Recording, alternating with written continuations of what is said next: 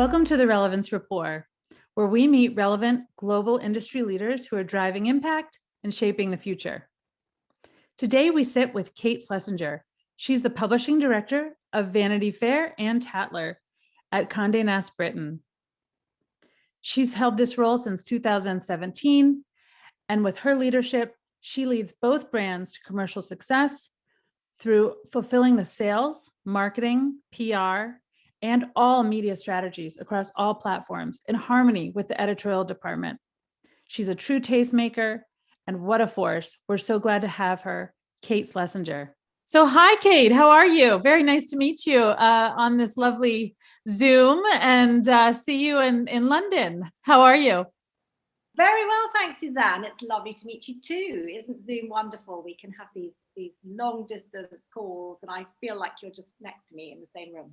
Almost. It's amazing. There are so many negative things that have come out of this pandemic, but this is definitely one of the best things. I think that we get to connect this way and really feel very close to people who are far away. And, your reputation precedes itself. Obviously, you're very, very successful running the Condé Nast Britain version of Vanity Fair as the publishing director, and also Tatler. And what an incredible publication. Yes. So it's really great to have you here. Yeah, thank you for that. That sounds like a very big drum roll for something I just sort of take as second nature, really. It's been part of my life for so long, working at Condé Nast Britain, as it's now known, for goodness, a quarter of a century. I cannot believe it. But I think what is very key to my longevity at Condé Nast Britain is really just chopping and changing every so often, and keeping it fresh by working on new titles. And yes, currently I am running Vanity Fair UK and Tatler, which are two of the very finely crafted jewels in our crown. And I'm loving working on these titles. It's a real insight. How do you keep it fresh, Kate? I think I plunge headfirst into these roles. And I started off at Vogue. And it's funny actually how the roles map my life, or have mapped my life and times. You can chart them according to where I've worked at Condé Nast Britain. And when I was sort of single, needed to have a bit of fashion and beauty advice, there I was on Vogue, and it was all there. You just absorb it in the ether of working at a title like British Vogue. It's a phenomenal kind of learning process, and it felt incredibly fresh, incredibly exciting for me back in the 90s. It was when I was working at Vogue, 90s and early 2000s. And then not to kind of bring my personal life kicking and screaming into this conversation, but it is. Oh, it's good. It's inextricably linked. I mean, we are who we are because of what we do and who we're with, right? Absolutely. And so then I went to Condé Nast Traveler, running Condé Nast Traveler at a time when I needed to arrange a honeymoon. So it was perfect.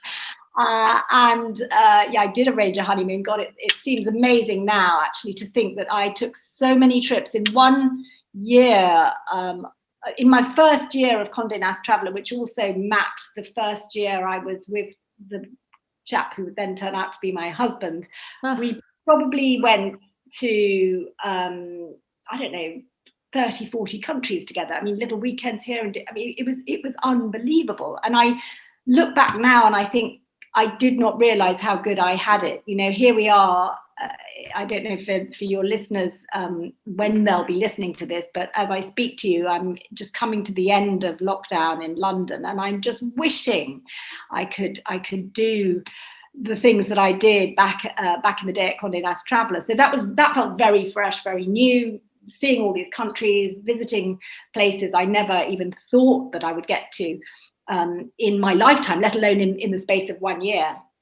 And then Again, when I started having children and we decided that we needed a house to house them all, well, I just moved to House and Garden, didn't I? So it was fantastic. So perfect. How did you whip all of this up? This is incredible. I think I must have been manifesting it at some point. You know, you just manifest what you want in life, and sometimes it does come along. But it was pretty perfect. And now here I am running Tatler and Vanity Fair. My girls, I've got 3 daughters, they're a little bit more grown up. They like parties, they're interested in red carpet, they love movies, entertainment. So it's absolutely brilliant. They are, you know, very, very proud, I think, of the fact that I work where I do, and none prouder than one of my twin daughters, who, when we ran the Billie Eilish cover on Vanity Fair a couple of months ago, she grabbed it. She was like, Mommy,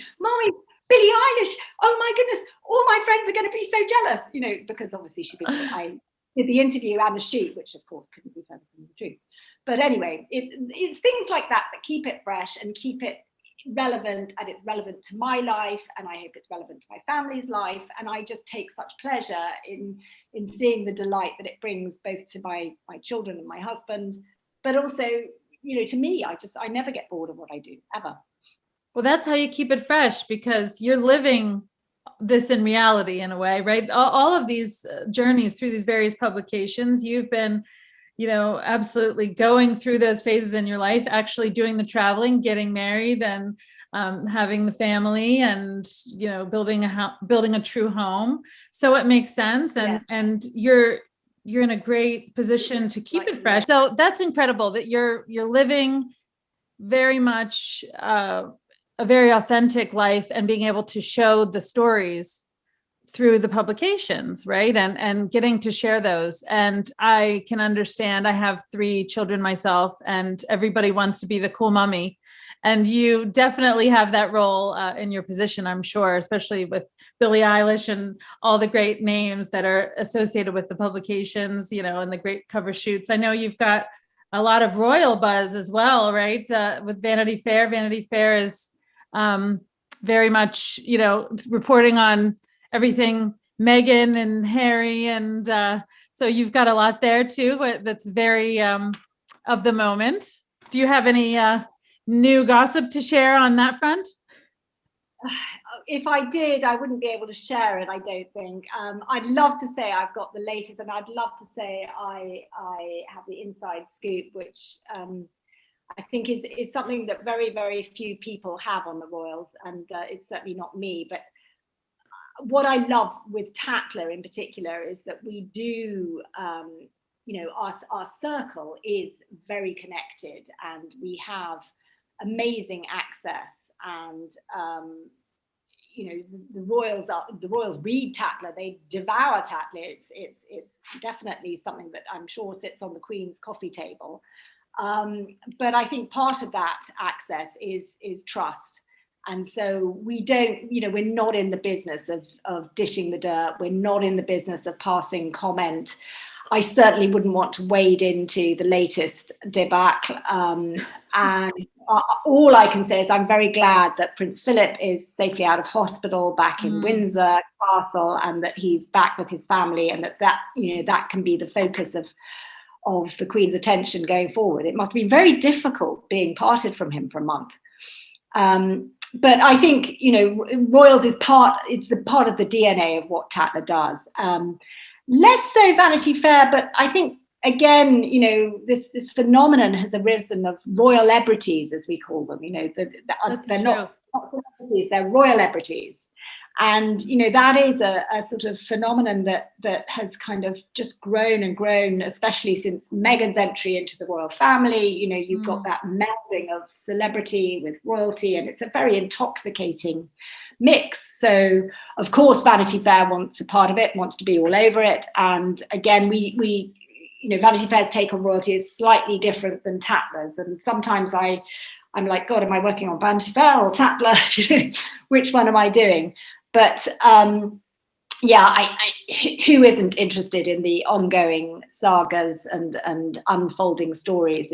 It's absolutely fascinating. And I think on a wider level, you know, there's a huge amount at stake, certainly for the UK, you know, how royalty takes itself forward into its next iteration. How will the royal family operate when Prince Charles becomes king, when Prince William becomes king?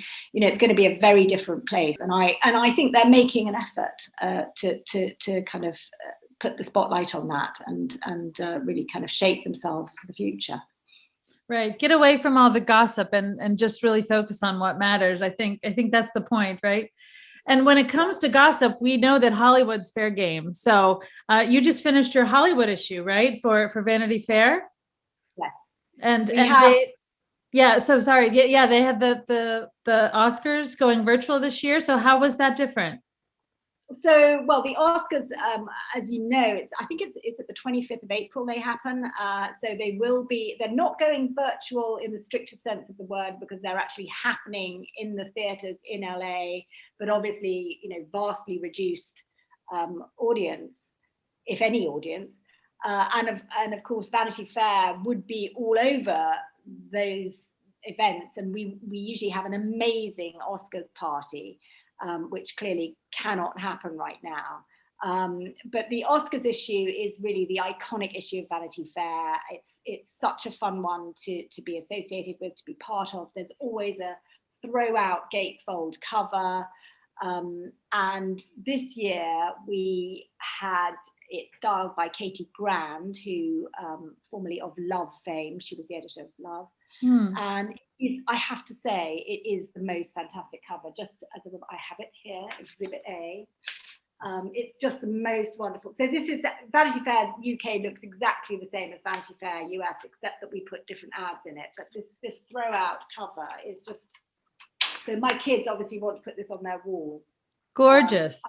It is fantastic, and it's, you know, it's a big deal for Vanity Fair because it attracts a lot of advertisers to the issue, because obviously everyone wants to read that issue. But the follow-up to the Oscars is usually our Vanity Fair portrait studio that we always have at our party. But clearly, as we can't have the party, it's anyone's guess exactly what form that portrait studio will take this year. But I'm sure that our wonderful editor, Radhika Jones, will have something cooked up. But I have to say that the Hollywood issue this year, I mean, showstopper, and current sales are looking really strong. Incredible. So let's talk trends. What are some trends that you're seeing that you think we should be looking out for this year? Well, I think a lot of them, it's impossible to separate the trends from the ongoing situation that we're in, the pandemic. And, you know, on a macro level, we're seeing this sort of renewed emphasis on family, renewed emphasis on, you know, human beings. We are human beings, we're not human having. And family and being are kind of interlinked. And I think everyone is really enjoying spending time with family, and it's, you know, it's a gift that we've those of us who are fortunate enough to have family have seized. Obviously, there are some constraints with not being able to see different generations in your family, but your close family unit, you know, you're spending more time with than ever before. So I think that's a big trend, and I think obviously home. Anything to do with the home is big. I mean, we know it's well documented. Everyone has to learn how to make sourdough. I don't know whether you've had that trend stateside, but yes, we did. I've got a sourdough starter that I took because we've moved house recently. So I froze my sourdough starter. That's how sad I am. I froze my sourdough starter, and it's in my freezer waiting to come out when we get to our new house. And so, you know, but loads of trends are associated with being at home, being with the family. So, you know, be it cooking trends, decorating trends. A lot of the fashion companies are launching into home interest, and you're seeing, you know, more than ever before, they're placing an emphasis on the home interest side of things. Mm-hmm. Then associated with that, you've got wellness trends, and because we are about, as I said earlier, you know, we are supposed to be getting back to being human beings, and, you know, just celebrating the fact that we're alive and we're, touch wood, well and safe. So, celebrating that fact of our wellness, I think, is again a big trend. And the two titles that I work on view wellness through a very rarefied prism, and it's on Tatler. On Tatler, you're seeing all sorts of sort of shamans and wellness programs and vitamin programs, but you're also seeing an awful lot of cosmetic surgery going on, which isn't necessarily wellness, but it can help your mental health. If you look at yourself too long in a Zoom call, as I do, definitely, I'm definitely feeling there are features I need to change big time. I think we all feel like that when we look at ourselves through Zoom, and the lighting's never right, and it's too close, and I don't know. It's one of the things I won't miss when we come out of lockdown. I just don't need to look at myself that much. No, it's too much. I absolutely hate it. And I think another very important and linked trend is people are being kinder and they're being more compassionate, and it's being passed down the generations, and amplified with each generation. And my children are definitely a lot more compassionate to each other and conscious of the impact that they can have on one another, both by things that they say as well as things that they do. They're also kinder to the planet. They incessantly remind me to switch off my lights, turn off my taps. That's great. So yeah, there's a lot more kindness. I like to think that is a positive byproduct of the pandemic. Yes, we're seeing it here too. I think everyone's doing a big reset and taking stock and figuring out what is important, and it is family, and it is our health, and it is taking care of each other. And so I can't agree more with what you're saying, because this has helped us rethink our priorities. And while we still need to feel great about ourselves, like we look good and we like style, and we're always going to be looking for what's new and next, we can't lose sight of what our core values are. And this has been a really nice opportunity, I think, for people who are forming what's new and next, such as yourself, you're a true tastemaker, to really incorporate and infuse a little bit more of the heart and soul of what matters into style, into trends. As you say, sustainability, taking care of the planet. I mean, sustainable fashion is huge right now. Sustainable home goods, sustainable buildings, sustainable wellness retreats, all of these things, and beauty products. So you're really in a great position to, help meld all of these things in a really beautiful way. And I love that you're incorporating everything that's come out of this really dark time in a way, and really shining a light on it. You're really helping to show, not everything that came out of this was negative. We really are closer. We really do have a renewed sense of what matters. And I think that there's an exciting reemergence coming about now. So whenever I do have these webcast calls with some of my other friends and colleagues and mentors, they're all saying the same thing. There's an overall sense of, wow, something exciting is going to come out of this. There's going to be a revival. And I hope that all the creatives and all the young minds help shape new possibilities instead of doing things the same old way. It's really kind of great. I agree. I think it is great. And I've always, I perhaps in a less than fashionable way, but obviously I was very prescient about it, but I've always championed, kindness and compassion. It's something that I really, really believe in. And I feel that you can never really truly succeed in business unless you do operate with kindness and compassion for your fellow beings. So I'm really glad to see that it's coming, coming good, and that it's become something that other people value. So not just me with my quaint old-fashioned ways, but it is something that is actually going to help you, help the planet, help your fellow humankind. And ultimately it's what makes the world go round. Absolutely. Can you share a little bit about your story and how you took a risk and really landed at Vogue in the first place, and tell us a little bit more about your journey?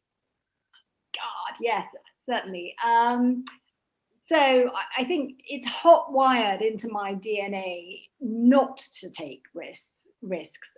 Ever since I was, very young, I was always quite academic. I worked very hard. I achieved good grades at school. Like so many other people, I did what was expected of me, and I achieved, and I overachieved, and it was all through not taking risks, because I made sure that I didn't take risks. Anyhow, I went through school and university, came out the other end, got a job in an ad agency, a big global advertising agency, part of the WPP group, actually. Oh, okay. And one of my first roles there was based in New York. And I spent 3 or 4 years in Manhattan, which were amazingly formative years for me. And but for one reason or another, I had to come back to London, not least of which because the dreaded visa issue.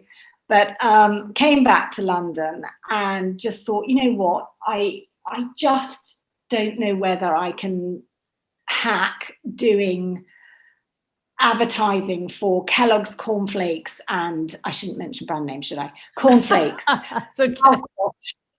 mouthwash, like mints, candy, all of these things. I thought, I just don't know whether I can stand doing this for the rest of my professional life. I've got to kind of make a change. Mm-hmm. And I do know. I came back. I worked for about 6 months in a fashion PR company, about 6 months. So I landed from New York, went straight into this fashion PR company that I'd lined up because I didn't want to take any risks. Then I saw what it was like in the fashion industry and what it was like in the magazine industry, because I was looking over the parapet of the PR fence. And I just thought, oh, I quite like this.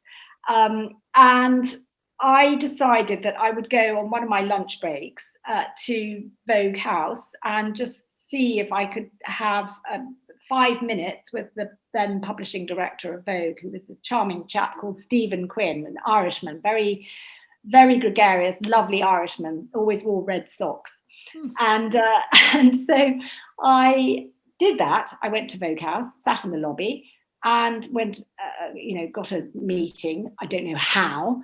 I mean, really, I don't know how. And at the end of the meeting, which lasted about half an hour, I was hired. And Incredible. It was extraordinary because it wasn't an outcome I had anticipated or even dared to hope for, but it felt so right. And I then went back to the PR company and said, you know what, I've got this job. I'm going to be leaving in 4 weeks' time. And their response wasn't the best. It wasn't, they weren't sort of happy for me in the way that you would expect PRs to be. But they said, okay, fine.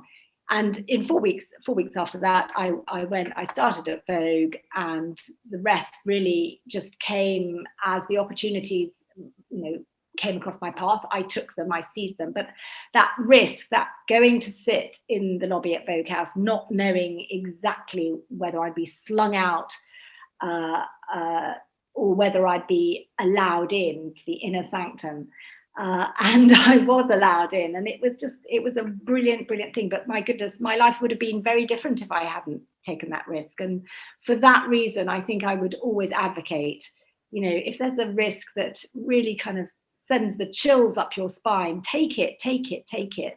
Because up to that point, I'd done everything by the book. I had never really taken big risks, and my life definitely took that fork in the road, and things went a different way.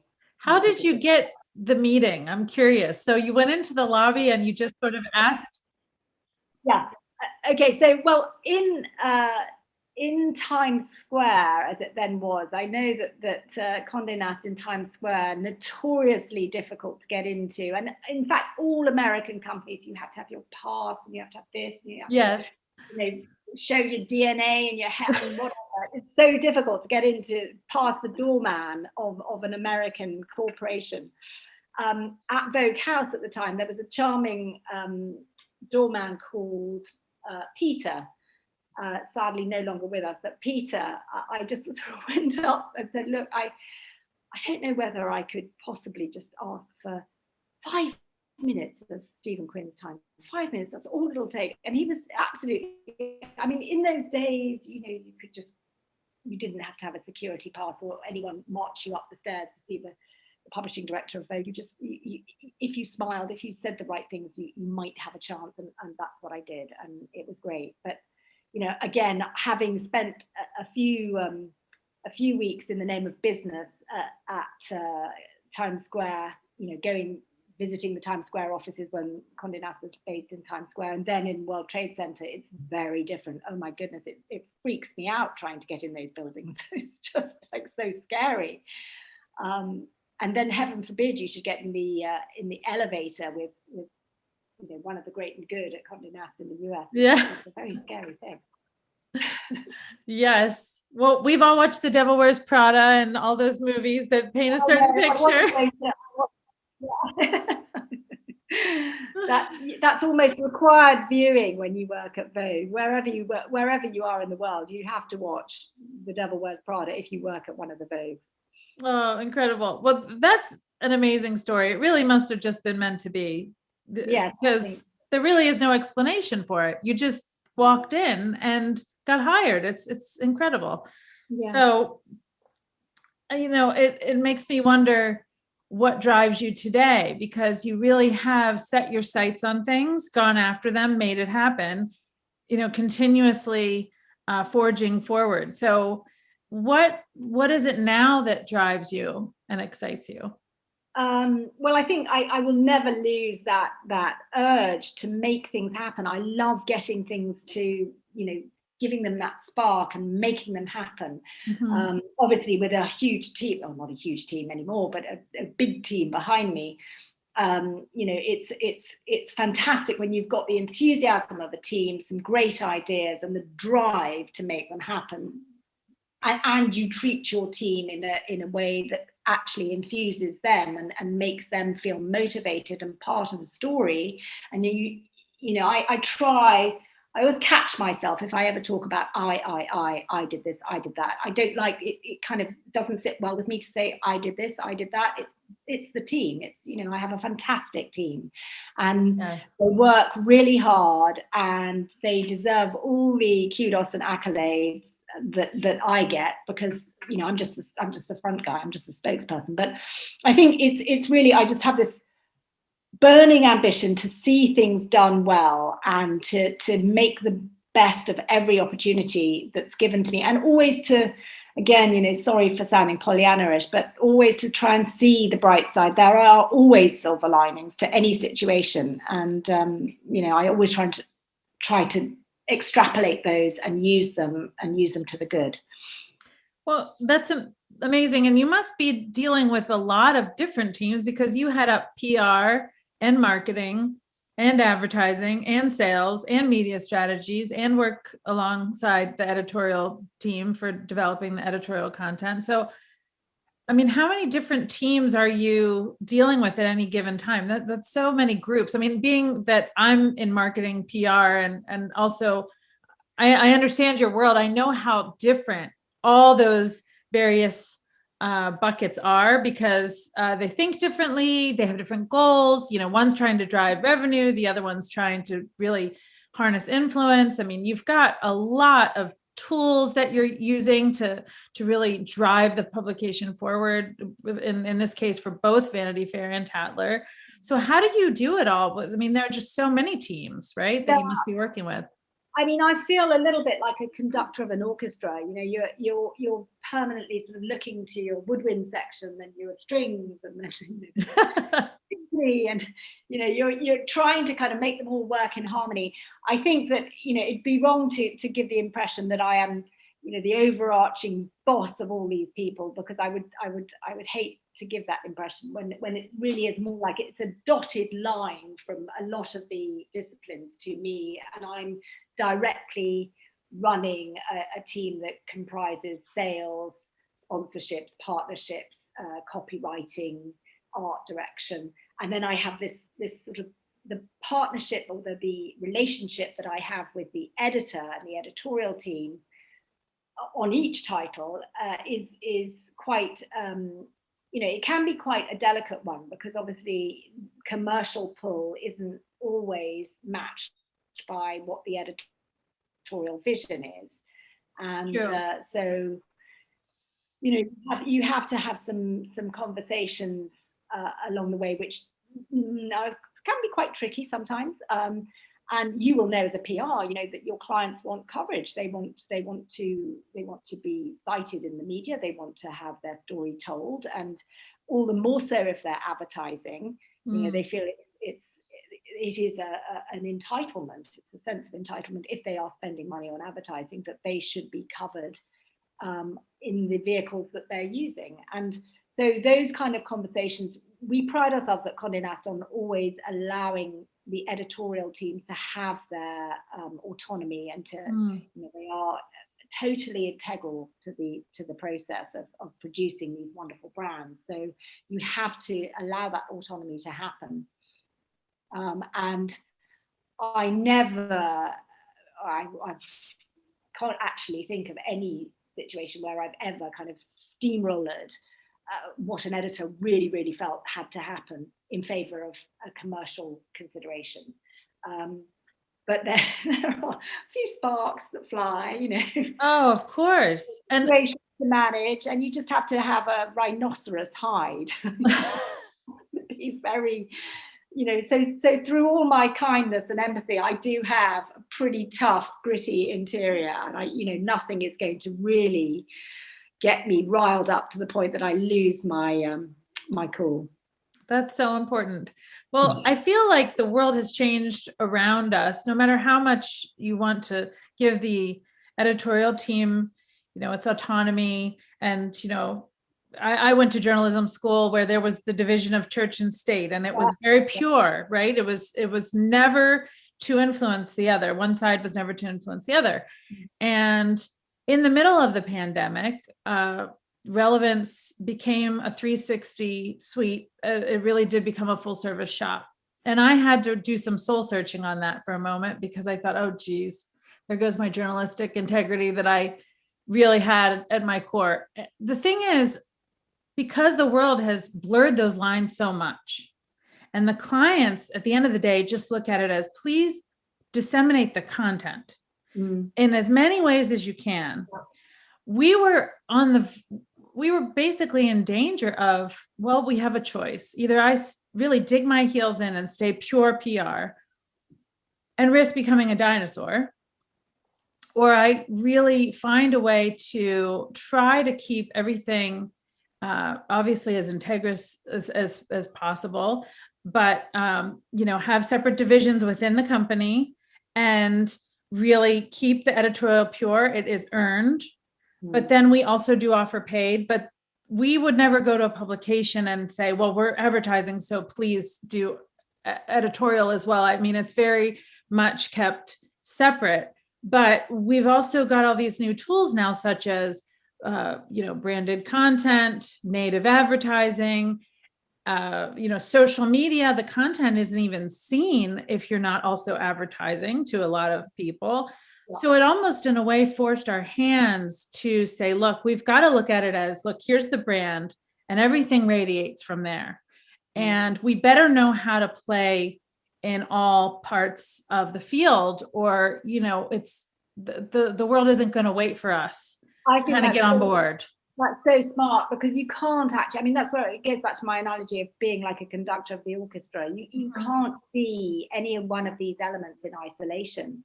And if you do offer this 360 service to your clients, you're going to be far better off, because you can actually see where one might drip and seep over into the other.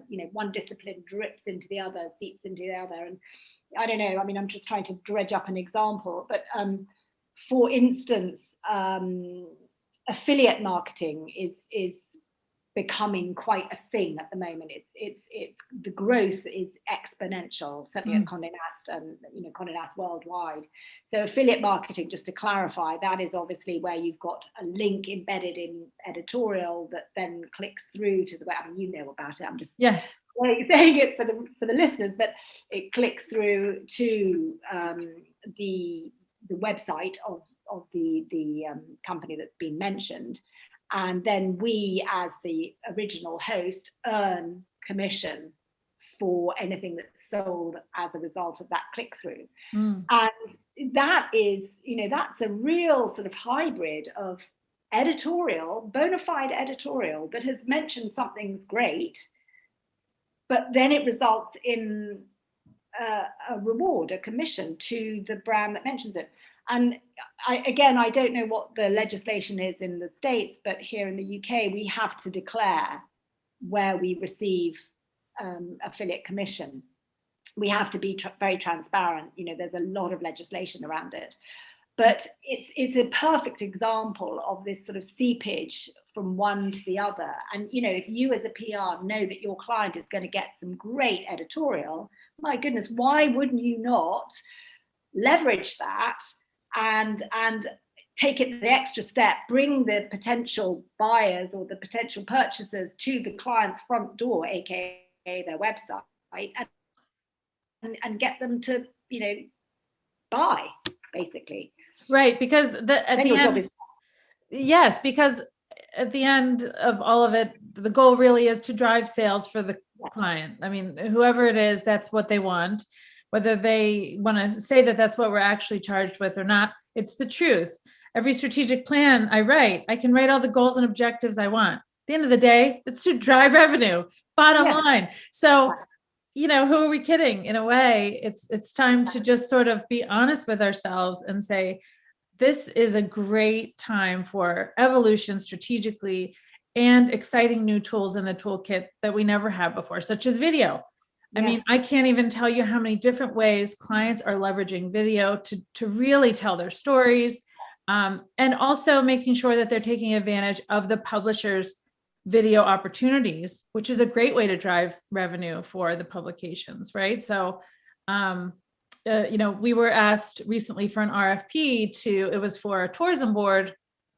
I won't mention which country, but we were asked, in addition to PR and editorial, could we get really, really high level sponsored content videos secured? And I thought, this is so interesting because they're actually not asking me to talk about any of the other advertising opportunities, but just video in the right places. And I thought, well, that's very telling how vital they see video as being in terms of really telling their story. And they don't care if it's earned or paid. They just want to make sure that it's in the right place. And so it's all getting muddled together. I think it's exciting. And, I think that video and affiliate marketing are we're seeing it here, absolutely driving the right strategic eyeballs to actually purchase and transact. And we're also seeing hyper targeted. I don't know if you're seeing this, hyper targeted audience segmentation in terms of advertising, really showing very targeted advertising to the high net worth. Let's say, I only want to be seen by people that make above this income threshold. And of course, it could be targeted in any sector that you wanted, but we're definitely seeing that where, especially for luxury goods, they only want to be seen by certain people.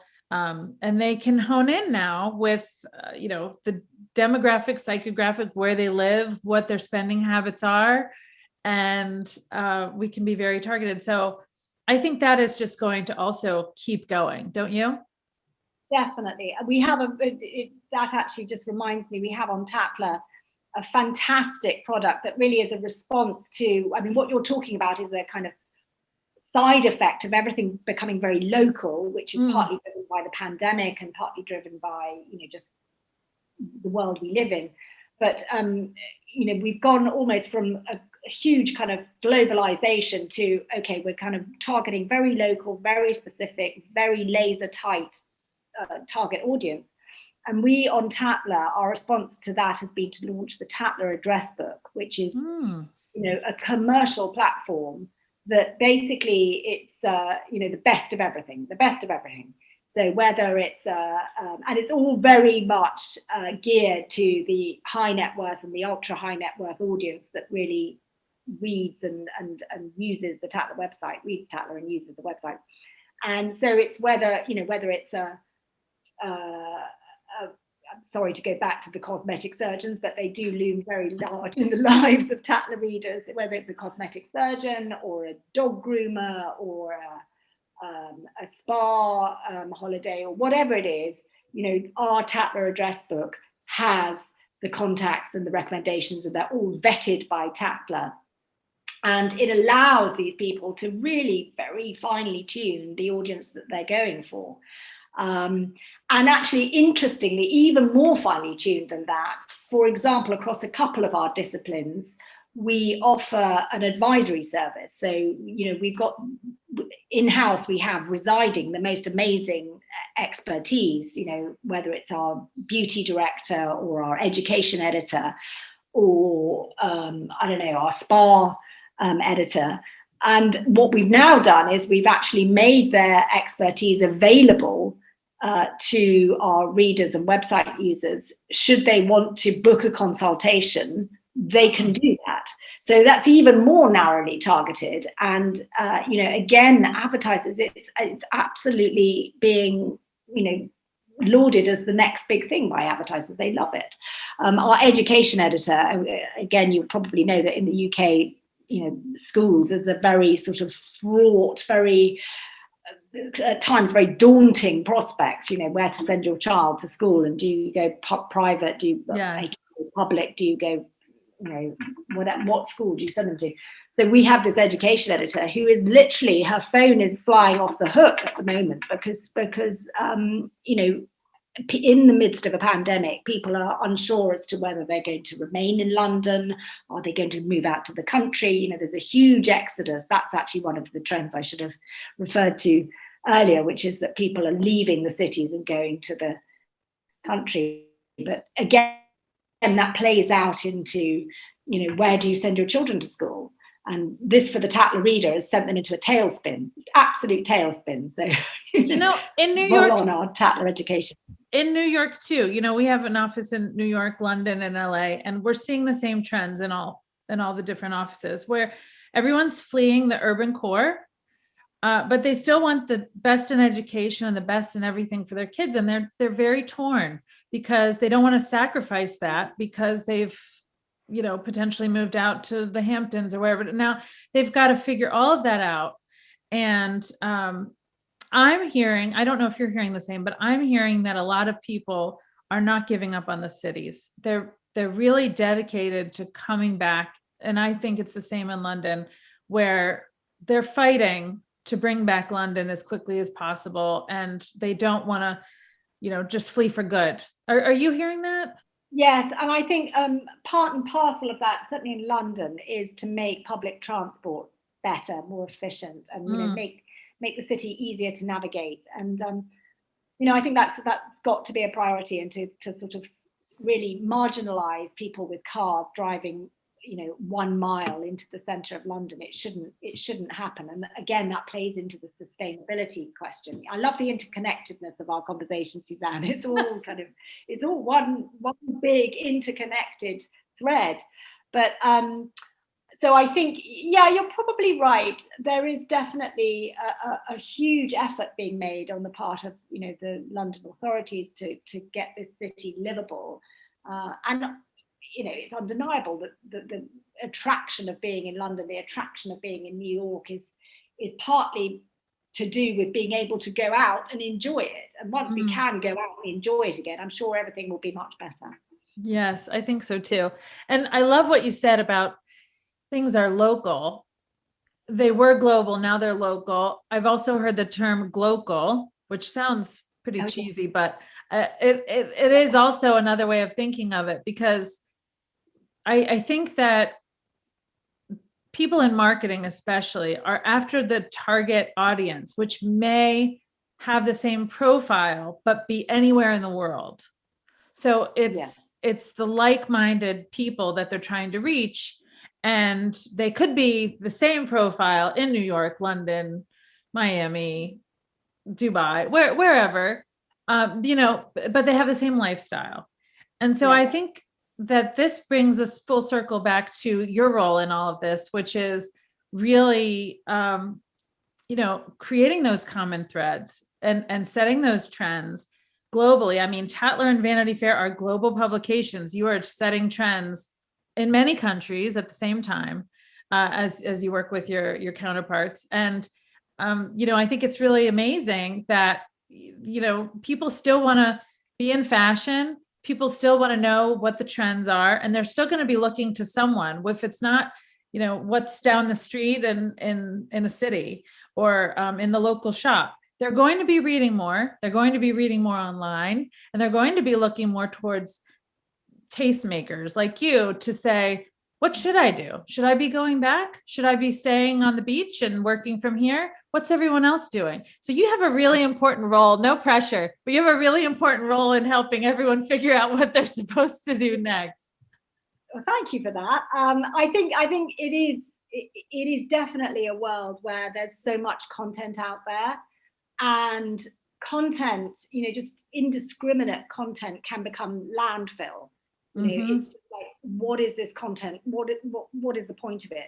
But when you work on a publication such as the ones that I'm lucky enough to be stewarding right now, I think it becomes very clear that the advice that we give and the recommendations that we give are very much a very curated, very vetted, very intelligent and thoughtful advice. And I'm as big a sucker as the next person. I like having my handheld. I like having recommendations. I scour the Sunday Times at the weekend just to see, what the books are that I should be reading, what I should be watching.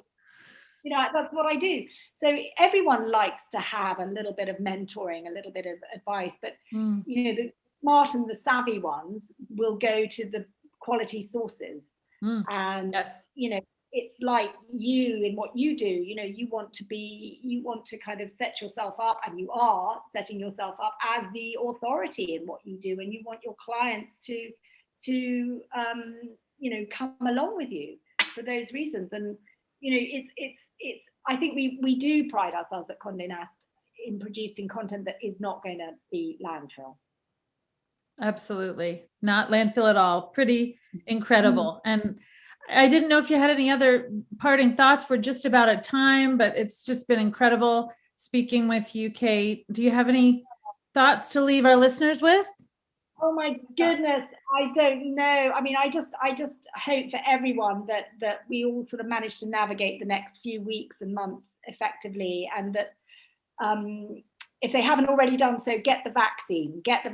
I think I got it. I managed to get it early. All you can wish for everyone is just to be well and keep yourself safe. Certainly. Well, be well, Kate. And thank you so much for your time today. It's been a pleasure. You're welcome. Thank you so much, Suzanne. Thank you.